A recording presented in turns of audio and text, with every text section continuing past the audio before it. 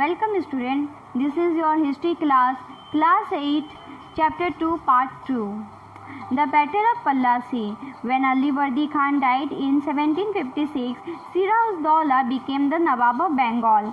The company was worried about his power and king on a puppet ruler who would willingly give trade concession and other privileges. So he tried, through without success, to help one of the Siraj-ud-Daulah's rivals became the Nawab. An infuriated Siraj-ud-Daulah asked the company to stop meddling in the political affairs of his dominion, stop fortification and pay the revenue. After negotiation failed, the Nawab marched with 30,000 soldiers to the East English factory at Qasim Bazaar, captured the company official, locked the warehouse, disarmed all Englishmen and blocked English ships. Then he marched to Kolkata to establish control over the company's fort there. Plassey का युद्ध 1756 में अली वर्दी खान की मृत्यु के बाद सिराज-उद-दौला बंगाल के नवाब बने। कंपनी को सिराज-उद-दौला की ताकत से काफ़ी भय था। सिराज-उद-दौला की जगह कंपनी एक ऐसा कठपुतली नवाब चाहती थी जो उसे व्यापारिक रियायतें दे और अन्य सुविधाएं आसानी से देने में आनाकानी ना करे। कंपनी ने प्रयास किया कि सिराज-उद-दौला के प्रतिद्वंदियों में से किसी को नवाब बना दिया जाए। कंपनी को कामयाबी नहीं मिली। जवाब में सिराज-उद-दौला ने हुक्म दिया कि कंपनी उसके राज्य के राजनीति मामलों में टांग अड़ाना बंद कर दे, किलेबंदी रोके और बाकायदा राजस्व चुकाए। जब दोनों पक्ष पीछे हटने को तैयार नहीं हुए तो अपने 30,000 सिपाहियों के साथ नवाब ने कासिम बाजार में स्थित इंग्लिश फैक्ट्री पर हमला बोल दिया। नवाब की फौज ने कंपनी के अफसरों को गिरफ्तार कर लिया, गोदाम पर ताला डाल दिया, अंग्रेजों के हथियार छीन लिए और अंग्रेज जहाज़ों को घेरे में ले लिया। इसके बाद नवाब ने कंपनी के कलकत्ता स्थित किले पर कब्जे के लिए उधर का रुख किया। On hearing the news of the fall of Kolkata, company officials in Madras sent forces under the command of Robert Clive, reinforced the naval fleet. Prolonged negotiation with the Nawab followed. Finally, in 1757, Robert Clive led the company's army against Siraj-ud-Daulah at Plassey. One of the main reasons for the defeat of Nawab was that the forces led by Mir Jafar, one of the Siraj-ud-Daulah commanders, never fought the battle. Clive had managed to secure his support by promising to make him Nawab after crushing Siraj-ud-Daulah. The Battle of Plassey became famous because it was the first major victory the company won in India.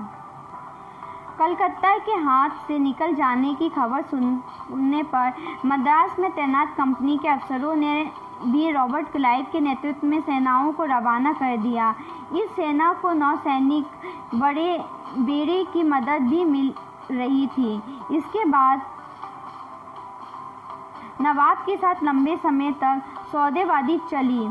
आखिरकार 1757 में Robert Clive ने प्लासी के दौरान मैदान में सिराज-उद-दौला के खिलाफ company की सेना का नेतृत्व किया। नवाब सिराज-उद-दौला की हार का एक बड़ा कारण उसके सेनापति में से एक सेनापति मीर जाफर की कारगुजारियां भी थी। मीर जाफर की टुकड़ियों ने इस युद्ध में हिस्सा नहीं लिया। रॉबर्ट क्लाइव ने यह कहकर उससे अपने हाथ में मिला लिया था कि सिराज-उद-दौला को हटाकर मीर जाफर को नवाब बना दिया जाएगा। After the defeat of Plassey, Siraj-ud-Daulah was assassinated and Mir Jafar made the Nawab. The company was still unwilling to take over the responsibility of administration. Its prime objective was the expansion of trade. If this could be done without conquest, through the help of local rulers who were willingly to grant privilege, then territory need not to be taken over directly. Plassey की जंग इसलिए महत्वपूर्ण मानी जाती है क्योंकि भारत में यह कंपनी की पहली बड़ी जीत थी। प्लासी की जंग के बाद सिराज-उद-दौला को मार दिया गया और मीर जाफर नवाब बना। कंपनी अभी भी इस शासन की जिम्मेदारी संभालने को तैयार नहीं थी। उसका मूल उद्देश्य तो व्यापार को फैलाना था। अगर यह काम अस्थायी शासकों की मदद से बिना लड़ाई लड़े ही किया जा सकता था तो किसी राज्य को सीधे अपने कब्जे में लेने की क्या जरूरत थी? Soon the company discovered that this was rather difficult, for even the puppet Nawab were not always as helpful as the company wanted them to be. After all, they had to maintain a basic appearance of dignity and sovereignty if they want respect from their subjects. जल्द ही company को एहसास होने लगा कि यहाँ रास्ता भी आसान नहीं। कठपुतली नवाब भी हमेशा कंपनी के इशारों पे नहीं चलते थे। आखिरकार उन्हें भी तो अपनी प्रजा की नज़र में सम्मान और संप्रभुता का दिखावा करना पड़ता था। What could a company do? When Mir Jafar protested, the company deposed him and installed Mir Qasim in his place. When Mir Qasim complained, he in turn was defeated in a battle fought at Buxar, driven out of Bengal, and Mir Jafar was reinstalled. The Nawab had to pay 5 lakh every month, but the company wanted more money to finance his wars and meet the demand of trade and his other expenses. It wanted more territories and more revenue. By the time Mir Jafar died in 1765, the mood of the company had changed. Having fell to work with puppet Nawabs, Clive declared, "We must indeed become Nawab ourselves." तो फिर company क्या करती? जब मीर जाफर ने company का विरोध किया तो कंपनी ने उसे हटाकर मीर कासिम को नवाब बना दिया।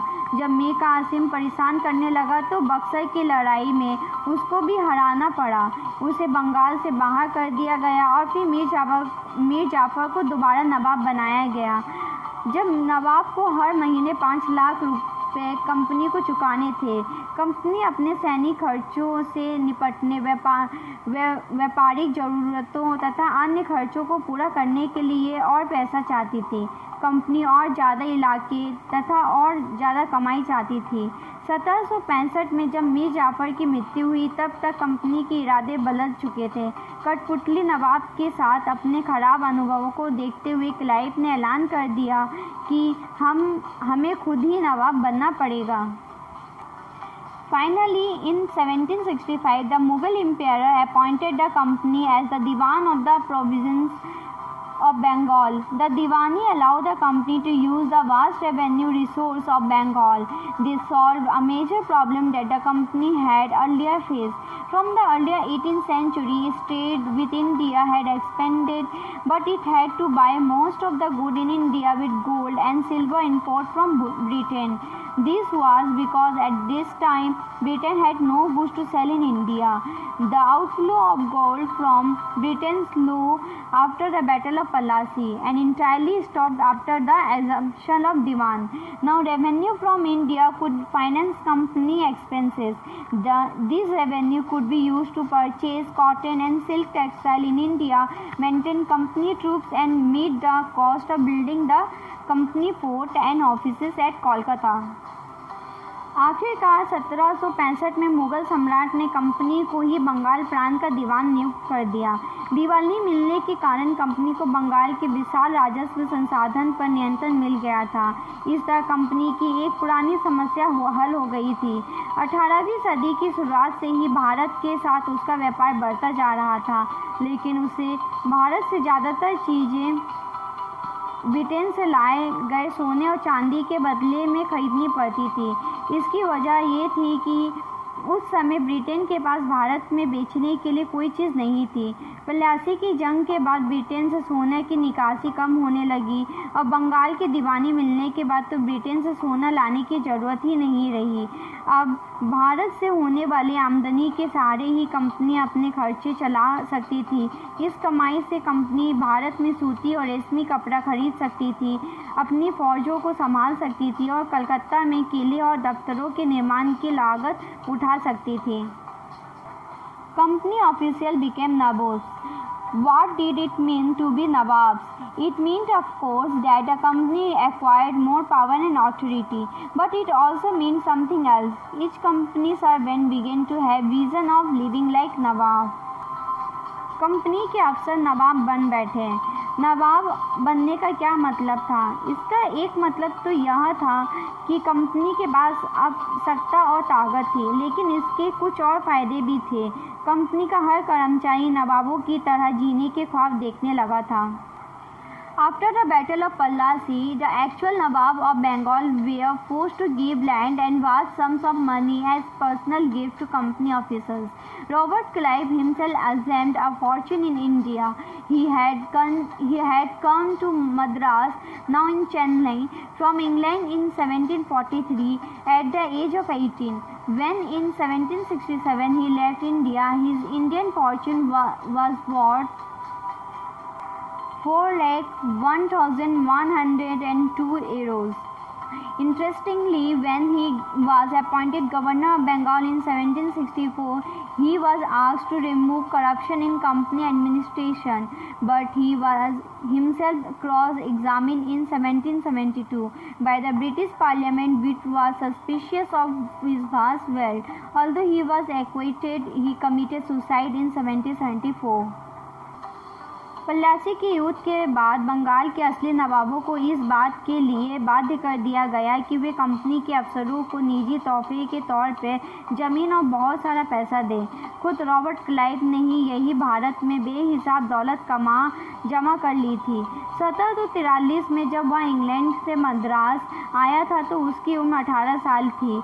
1767 में जब वह 2 बार गवर्नर बनने के बाद हमेशा के लिए भारत से रवाना हुआ तो यहाँ उसकी दौलत 4,01,102 पाउंड के बराबर थी। दिलचस्प बात यह है कि गवर्नर के अपने दूसरे कार्यकाल में उसे कंपनी के भीतर फैले भ्रष्टाचार को खत्म करने का काम सौंपा गया था, लेकिन 1772 में ब्रिटिश संसद में उसे खुद भ्रष्टाचार के आरोप पर अपनी सफाई देनी पड़ी। सरकार को उसकी अकुत संपत्ति के स्रोत संदेहास्पद लग रहे थे। उसे भ्रष्टाचार के आरोप से बरी तो कर दिया गया, लेकिन 1774 में उसने आत्महत्या कर ली। However, not all company officials succeed in making money like Clive. Many died as early death in India due to disease and war, and it would not be right to regard all of them as corrupt and dishonest. Many of them came from humble backgrounds, and their uppermost desire was to earn enough in India, return to Britain, and lead a comfortable life. Those who managed to return with wealth lead flashy lives and flaunted their riches. They were called Nawabs, an Anglicized version of the Indian word Nawab. They were often seen as upstarts and social climbers in British society and were ridiculed or made fun of in play and cartoons. Company के सभी अफसर Clive की तरह दौलत इकट्ठा करने नहीं आए। बहुत सारी बीमारियों और लड़ाई के कारण कम उम्र में ही मौत का निवाला बन गए। इसके अलावा उन सभी को भ्रष्ट और बेईमान मानना भी सही नहीं होगा। उनमें से बहुत सारे अफसर साधारण परिवार से आए थे। उनकी सबसे बड़ी इच्छा बस यही थी कि वे भारत से ठीक ठाक पैसा कमाएं और ब्रिटेन लौटकर आराम की ज़िंदगी बसर करें। जो जीते जी धन दौलत लेकर वापस लौट गए, उन्हें वहाँ आलीशान जीवन जिया। उन्होंने वहाँ के लोग नवाब कहते थे। यह भारतीय शब्द नवाब का ही अंग्रेज संस्करण बन गया था। उन्हें लोग अक्सर नए अमीरों और सामाजिक हैसियत में रातों रात ऊपर आने वाले लोगों के रूप में देखते थे। नाटकों और कार्टूनों में उनका मजाक उड़ाया जाता था।